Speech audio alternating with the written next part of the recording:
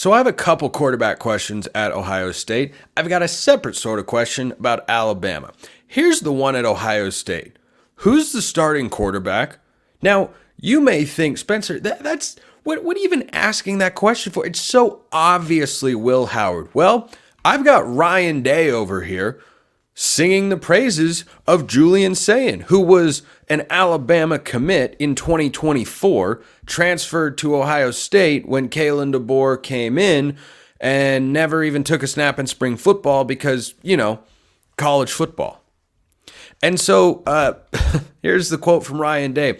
I don't think we've narrowed it down, but you're seeing certain guys make certain plays and certain things are starting to show up in practice. These guys bring great things to the table. The good news is they all can move, and that's certainly made an impact on the run game, end quote.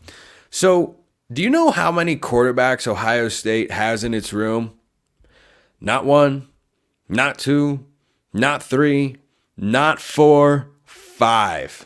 There are 5 guys in there who, either based on their high school recruiting profile or their college history, are starting capable quarterbacks if given the right situation, which is what most quarterbacks need. Now, I still suspect that Will Howard is going to be the starter here. But also remember, just keep this in the back of your mind for the 1% chance I give that Ohio State's not going to start Will Howard in their first game of the season in 2024. Will Howard was going to transfer to USC. That's what all the indications were. And then Miller Moss had a great bowl game and Will Howard went elsewhere. If Will Howard were as good as I think he is, and many others think he is, would he be scared off by a freshman? So we've already seen one young guy have a great performance and essentially, without it actually happening, beat out Will Howard for a quarterback spot, or at least say, no, I'm going to explore my options elsewhere. But he knew he was going into a loaded quarterback room. Julian Sayin wasn't in there, but Ryan Day's got a lot of great things to say about Julian Sayin. And Will Howard, not officially the starter, or Sayin is in the running. But that's the first question I have, and that's not even the most serious question I have about the Ohio State quarterbacks room.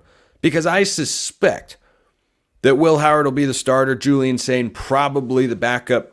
There are a lot of talented guys in that room, which brings me to my next point.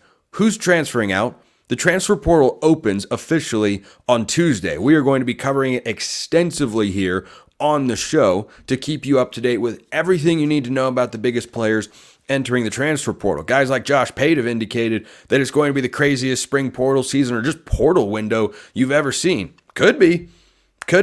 It all opens on Tuesday.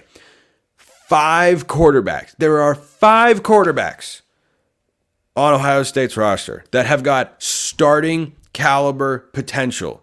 That is not sustainable. That doesn't last. You can make do with 4, not 5. Not 5. And even 4 is a lot and leaves open the possibility of somebody transferring out. That's not going to be Will Howard. Will Howard will be in that battle no matter what. And if Julian Sayin is generating buzz this early in the college football calendar, here in spring practice and reportedly in the mix for quarterback 1, then he's not going to transfer out either. And remember, he's a true freshman. But they've got Air Noland in that room. They've got Lincoln Keenholz in that room. They've got Devin Brown in that room. Go look up the recruiting profile of any of those guys and tell me there aren't a bevy of college football programs that would take them and say, you can have the opportunity to come and start here. Devin Brown has been at Ohio State, Lincoln Keenholz as well, and Air Noland is the new guy in the room with Julian Sayin. Well, they've all got a supreme amount of talent, and as Ryan Day said, they all move pretty well, which should be kind of a new aspect to Ohio State under Ryan Day. You think JT Barrett, of course, Cardale Jones. Ohio State's had mobile quarterbacks in the past, but Ryan Day likes to keep his guys in the pocket. The C.J. Stroud, the Dwayne Haskins approach. Kyle McCord wasn't a big runner last year. That's an interesting note to follow. But I would be more than a little surprised if at least one of those guys doesn't hit the portal come Tuesday. So if you're listening to this and you're a fan of a particular program, you don't love your quarterback situation, I'd keep an eye on the Buckeyes. I would keep my ear to the ground and say, okay, Who's going in the portal? Can we use him? Who's reaching out to him? One of those guys going in. But those are really, really fascinating questions to answer for Ohio State. Because I wasn't expecting to see anything indicating, I think it's largely coach speak. I think it's wanting to make sure that Julian Sayin feels seen, appreciated, so that maybe he doesn't hit the transfer portal. Coaches have to think that way. Ryan Day could very well be in that mindset. Or perhaps he is genuine in his statements of, yeah, Julian Sayin's in the mix to be quarterback one. We don't have a starter here. We'll see. We'll see. I think I know what the answer to that question is. But between Keenholz, Brown, and Noland, I don't know which one hits the portal come Tuesday. But we shall find out. So those are my Ohio State quarterback questions. Let's go to another program that you've probably heard of a time or two. The University of Alabama.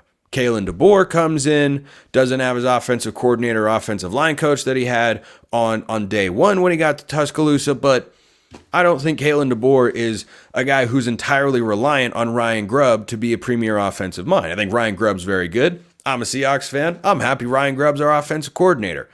But certainly it's a loss there for Kalen DeBoer. Here's the quarterback question I have. How does Jalen Milroe fit into what Kalen DeBoer wants to do offensively? Because these two guys are not cut from the same cloth when you talk about how to maximize what they want on that side of the ball. What do I mean by that? Kalen DeBoer's best teams have had Michael Penix and Jake Haener. Neither one of these guys is someone you'd describe as a dual threat or an exceedingly mobile quarterback. Can move, but it's really something that he only would do, whether it's Penix or Haener, to keep the play alive, and he's slicing and dicing from the pocket. That's the Kalen DeBoer offense. Now, can Jalen Milroe, with Kalen DeBoer, who's the best offensive coach he's ever had in his college career, can he get better as a pocket passer? Yes, he can. But my question is whether this is not a doubt, just to be clear, those in the YouTube comments, this is a question. Does Jalen Milroe adapt to Kalen DeBoer's style of play, or does Kalen DeBoer adapt to Jalen Milroe? Because when you watch Jalen Milroe play last year, and he got dramatically better over the course of the year. Remember, he was benched early in the season because he kept throwing the ball to the wrong team, most notably a couple times in the Texas game. He improved a lot. But how did he improve in that Bama offense? They utilized his legs because he is a supremely potent runner of the football at the quarterback position. Now, is Kalen DeBoer unfamiliar with or have no idea what you possibly do on a quarterback run play? What do those plays even look like? No, it's not something that's a foreign concept to him. It's just not something that he's accustomed to having be a feature of his offenses when he looks at who is behind center. That's not what he has always seen. That's not what he has wanted. Now, maybe there's a little bit of give and take in both directions. I don't think this is a combative element to Alabama's offense this year. I think it's a stylistic question. How often does Kalen DeBoer want to run Jalen Milroe? How often will Jalen Milroe allow for DeBoer's long shots down the field to develop versus take off and run in the pocket? Does that frustrate Kalen DeBoer? You look at Russell Wilson and Sean Payton in Denver, and I think there are some similarities there. Payton likes to scheme the offense, design it to go here. The difference is Milroe can, see a lot better over the line of scrimmage than Russell Wilson can. But Russell Wilson wants to freelance a little more. He wants to ad-lib. His best plays in his heydays as a Seahawk often came outside the pocket. And Sean Payton wants to scheme to keep a quarterback inside the pocket. Russell Wilson, Drew Brees play the game very differently. And so when I think about quarterback questions across this great country of college football, those two programs have legitimate questions. And I think Ohio State's are more grand because you could have someone with starting capable skills and that sort of skill set on the move starting sometime on Tuesday, any day through April 30th. But for Alabama, it's a question that I wonder about. Is Milroe going to run a lot? How many design runs will they have? How can he push the ball down the field? Now, his deep ball was arguably the best element of his passing game last year. But go look at Michael Penix's best throws from a season ago. A lot of them were down the field, yes. There were also a good amount of intermediate throws, where Milroe, I think, has room to improve. So those are just some of the quarterback questions that are asked, that should be asked in college football, that I'm asking here on the show. Not doubts. These are two different things. I doubt that Arizona can be a Big 12 contender.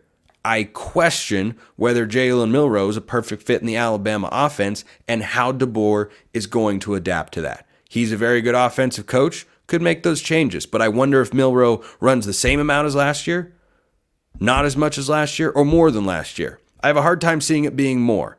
So is it going to be less, or is it going to be the same amount?